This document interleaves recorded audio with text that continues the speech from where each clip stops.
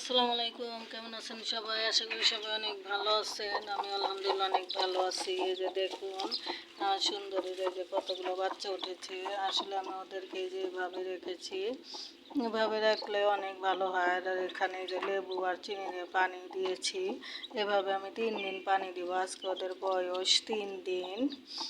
তো মাশাল্লাহ যারা সবাই সুস্থ আছে।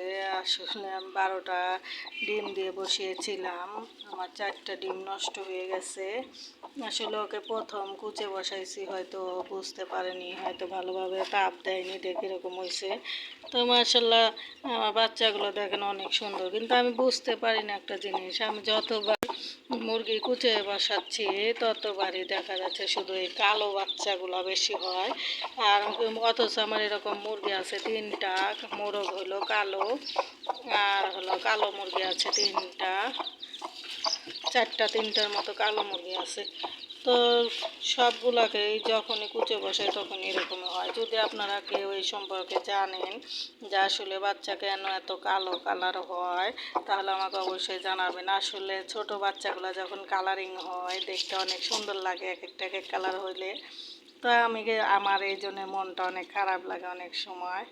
আর এখানে আমি আরও তুষ দিব। আসলে বৃষ্টিতে আমি রোদে দিছিলাম তুষগুলোকে, তো রোদে দেওয়ার পরে বৃষ্টিতে সব তুষ ভিজে গেছে। এই জন্য আমি এই যে অল্প একটু দিয়ে রেখে দিছি, একটু রোদ উঠলে শুকাইলে তারপরে আমি এর ভিতরে আবার তুষ সুন্দর করে দিয়ে দিব। তো ভালো থাকবেন সবাই, আল্লাহ হাফেজ। যদি ভালো লাগে অবশ্যই ভিডিওটি একটি শেয়ার করে দিবেন এবং লাইক কমেন্ট করবেন।